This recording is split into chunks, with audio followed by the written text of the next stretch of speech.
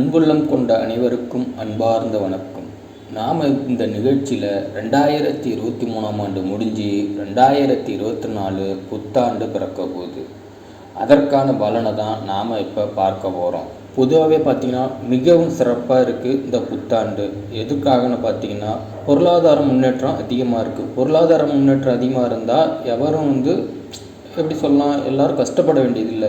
பணப்பெருக்கம் அதிகமாக இருக்கும். எல்லாத்துக்கிட்டேயும் காசு பணம் புழக்கங்கிறது அதிகமாக தான் இருக்கும். யாரும் கவலைப்பட வேண்டியதில்லை. காலசக்கரத்தில் லாபம் தர வீடான 11வது வீடு தனது சொந்த வீடான கும்பராசியில் ஆட்சி பெற்று அமரப்போகிறார். மறுபக்கம் பார்த்திங்கன்னா ஏப்ரல் மாதத்தில் தனஸ்தானத்தில் குரு பகவானும் வரப்போகிறார்.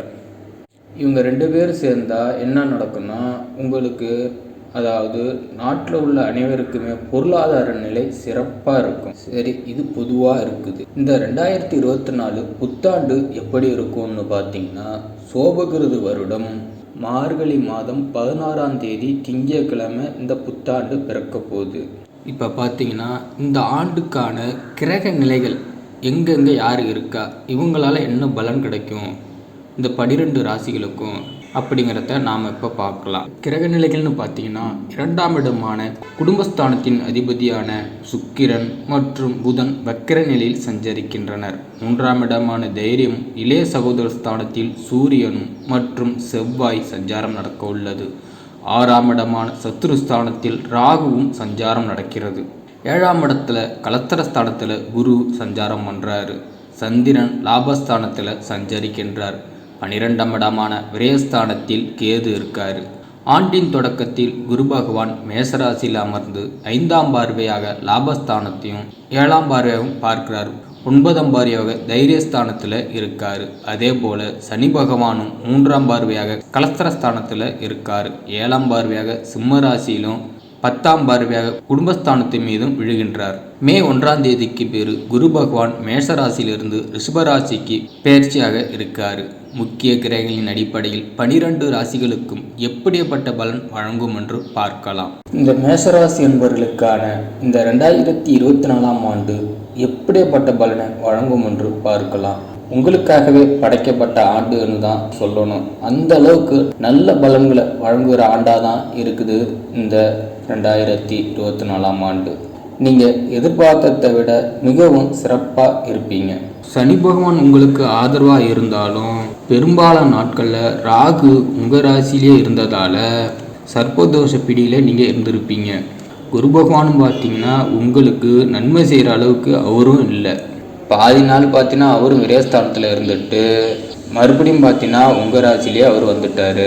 ஆக மொத்தத்தில் என்ன நடந்திருக்குன்னா, நன்மை கிடைக்கிற இடத்துல அவர் இருந்தாலும் ஆனால் நன்மை உங்களுக்கு செய்யலை. அதாவது உங்களுக்கு எந்த நல்ல பலன்களும் கிடைச்சிச்சோ கிடைக்கலையோ அது மாதிரி தான் நீங்கள் பழப்ப ஓட்டிகிட்டு இருந்திருக்கீங்க. போயிடுச்சு, அப்படியே 2023 ஆண்டு முடிஞ்சிருச்சு. ஆனால் இப்போ 2024ஆம் ஆண்டு மிகவும் சிறப்பாக இருக்க போகுது. நீங்கள் கவலைப்படாதீங்க. இதில் பெரும்பாலான பிரச்சனை என்னன்னா, கல்யாணம் பண்ணுறதுக்கு ஏகப்பட்ட இடத்துல போனீங்க.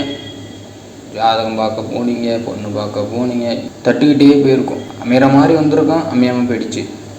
ரொம்ப வருத்தத்தில் இருப்பாங்க. இந்த கல்யாணம் வயதுள்ள ஆண்களாக இருந்தாலும் பெண்களாக இருந்தாலும் அவங்களுக்குன்னா இப்போ மிகவும் விரைவில் கல்யாணம் நடக்க போகுது. வீட்டில் மங்களவசம் கேட்கும். இப்போ பார்த்தீங்கன்னா திருமணம் கண்டிப்பாக நடந்தே தீரும். இந்த 2024ஆம் ஆண்டில் எழுதி கொடுத்துட்றேன். அடுத்தது வருமானம்னு பார்த்தீங்கன்னா வந்திருக்கும். 10,000 வந்துருச்சுன்னா 5,000 செலவாயிருக்கும். 5,000 அடுத்த மாதம் வரும். இப்படி ஏற்றக்குறைவாக ஏற்றம் இறக்கம் அதே போல் தான் வந்திருக்கும். ஏற்றமாக போல் இப்படி தான் அந்த மேஷராசி என்பவர்களுக்கு இருந்திருக்கு. இதனால் பார்த்திங்கன்னா பெற்றோர்கள் வழியில் பார்த்திங்கன்னா நிம்மதி இல்லை. உங்களுக்கு நிம்மதி இல்லை, உங்களை சார்ந்தவங்களுக்கும் நிம்மதி இல்லை. வீட்டில் போனால் ஒரு வேளை சாப்பிட முடியல, சாப்பிடும்போதுனா ஏதோ ஒரு குறைகள், அந்த அளவுக்கு கஷ்டத்துலேயே இருந்திருக்கீங்க. அதனால் இப்போ தீர்த்து வைக்க போகுது இந்த 2024ஆம் ஆண்டு. அப்படியேப்பட்ட உங்களுக்கு நீங்கள் கவலைப்படாதீங்க. இந்த 2024ஆம் ஆண்டு ராஜயோகம் அப்படின்னு கேள்விப்பட்டிருக்கீங்களா? அதுதான் நீங்கள் அனுபவிக்க போகிறீங்க. கேள்வி மட்டும் இது வரைக்கும் பட்டா பத்தாது, இப்போ நீங்கள் அனுபவிக்க போகிறீங்க. சும்மா பெருமைக்காக நான் சொல்லலை. இந்த 2024ஆம் ஆண்டு ஆரம்பத்திலேயே உங்களுக்கு சனி பகவான் எங்கே வந்திருக்காரு உங்கள் வீட்டுக்குன்னு பார்த்தீங்கன்னா லாபஸ்தானத்தில் வந்திருக்காரு. அப்போ அவர் வந்தாருன்னா என்ன பண்ணுவார்? லாபத்தை அள்ளி பல மடம் கொடுப்பாரு. அவர் எந்த ராசியில் இருக்காரு? கும்ப ராசியில் இருக்காரு. கும்பம்னா இந்த வருஷம் முழுக்க 2024ஆம் ஆண்டு ஃபுல்லாக அவர் லாபஸ்தானத்திலேயே இருக்க போகிறாரு. உங்களுக்கு சனி பகவான் கொடுத்தா யாராலையும் தடுக்க முடியாது. அவர் மனசு வச்சா நீங்கள் எங்கேயோ போக போகிறீங்க. யார் வேணாலும் குரு கொடுத்தா அவர் தடுத்துருவார், ராகு கொடுத்தா அவர் கொடுப்பார், கேது கொடுத்தா சனி கொடுப்பார். ஆனால் சனி பகவானை தடுக்க எவரும் இல்லை. நீங்கள் சொந்த தொழில் செஞ்சீங்கன்னா மிகவும் மிகவும் டாப் சூப்பர் ஸ்டார் ரேஞ்சுக்கு நீங்கள் போக போகிறீங்க.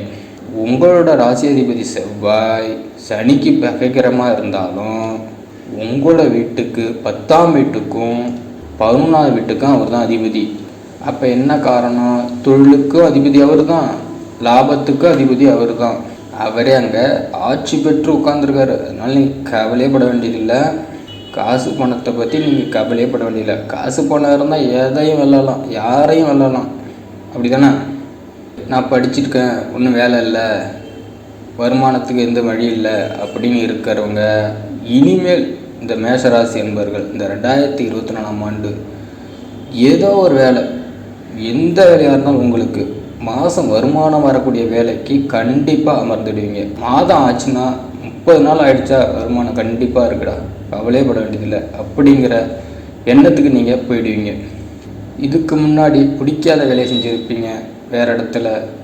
உங்களுக்கு இப்போ பார்த்தீங்கன்னா இந்த 2024 நீங்கள் விருப்பப்பட்ட வேலையை நீங்கள் படித்த படிப்பிற்கான வேலை கண்டிப்பாக கிடைக்கும்.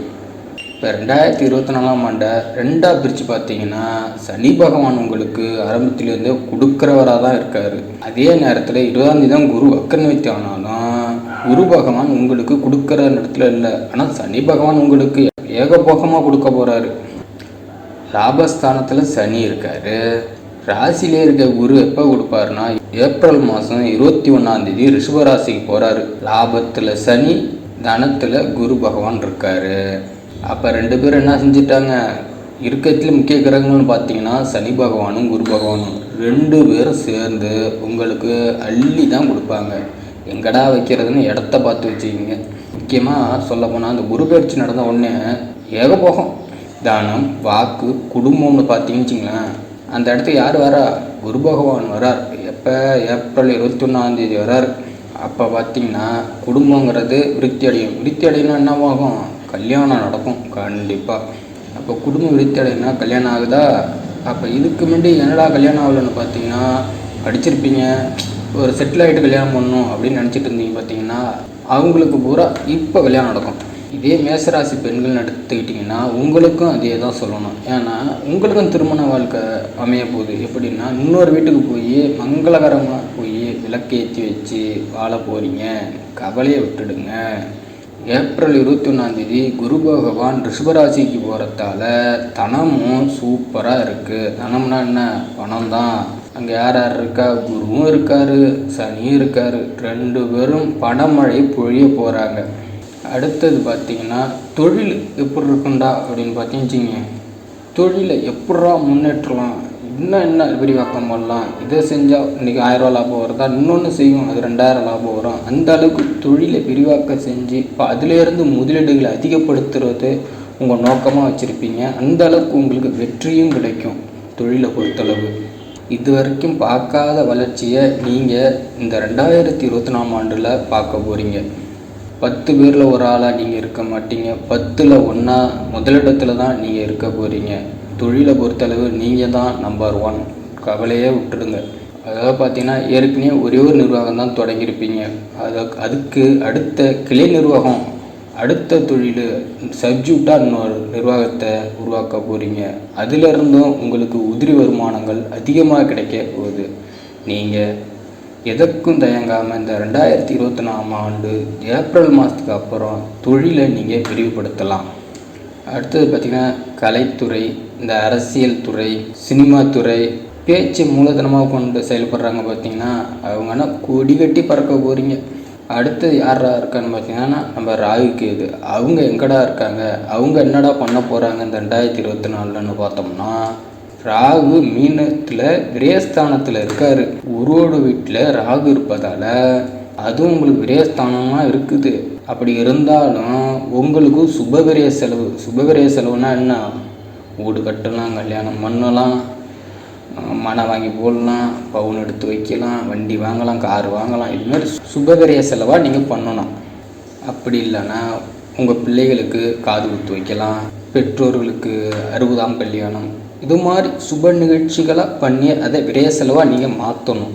இல்லை பிள்ளைங்க நல்லா படிக்குது, அவங்கள பார்த்தீங்கன்னா ஒரு நல்ல நிர்வாகத்தில் படிக்க வைப்போம், இல்லை அயல்நாட்டு சென்று படிக்க வைப்போம், அப்படி கூட நீங்கள் பண்ணலாம். இது எல்லாத்தையுமே அவங்களும் கொடுக்குறாங்க. கேதுவும் கொடுக்குறாரு, சனியும் கொடுக்குறாரு, குருவும் கொடுக்குறாரு, எல்லாம் கொடுக்குறாங்க. அதனால் இந்த 2024ஆம் ஆண்டு அதிர்ஷ்ட மழையில் தான் நீங்கள் நினைய போகிறீங்க. 6ல் கேதுவும் இருக்கத்தால், 6ல் கேது இருந்தால் என்ன அர்த்தம்? உங்களுக்கு எதிரிகளே இல்லைன்னு அர்த்தம். அதை பற்றி நீங்கள் கவலைப்பட வேண்டியதில்லை. அடுத்தது என்ன?